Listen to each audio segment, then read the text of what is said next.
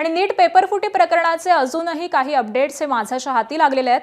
श्रीमंत आणि अभ्यासात कमी हुशार असणारे विद्यार्थी आरोपी शुभम खैरनारचे टार्गेट होते असं समजतंय। सीबीआयच्या तपासामधून ही सगळी धक्कादायक माहिती समोर येते। श्रीमंत लोकांसोबत आरोपी शुभम खैरनारची लाखो रुपयांची डील झालेली आहे अशी माहिती देखील सध्या समोर येते। आणि याच सगळ्या संदर्भामध्ये आपण अधिक माहिती जाणून घेऊयात आमचे प्रतिनिधी मुकुल कुलकर्णी यांच्याकडून। मुकुल, श्रीमंत आणि जी मुलं अभ्यासामध्ये कमी हुशार आहेत अशी टार्गेट्स ही खैरनारची होती, या सगळ्या संदर्भात काय अधिकची माहिती मिळते? जसा जसा नीट पेपर फुटीचा तपास पुढे जातोय, अनेक खुलासे समोर येत आहे। त्यातला महत्त्वपूर्ण खुलासा आहे की जे पालक आहेत त्यांना आपल्याला पाल्याला डॉक्टर बनवायचंच आहे, परंतु तो अभ्यासामध्ये फारसा हुशार नाहीये।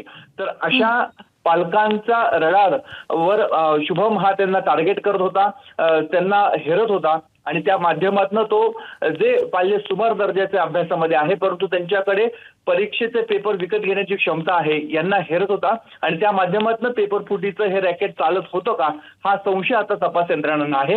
अर्थातच यामध्ये राज्यातील काही कोचिंग क्लासच्या संचालकांची महत्त्वाची भूमिका आहे, कारण ज्यावेळेस एखादा विद्यार्थी कोचिंग क्लासमध्ये प्रवेश घेतो तर त्या कोचिंग क्लासच्या संचालकाला त्याची आर्थिक परिस्थिती माहिती असते आणि त्यामधनं हे अशा स्वरूपाचे डील झाले आहेत का आणि म्हणूनच आता कोचिंग क्लासेस हे सीबीआयच्या रडारवर आहेत का हे देखील प्रश्न उपस्थित होत आहेत।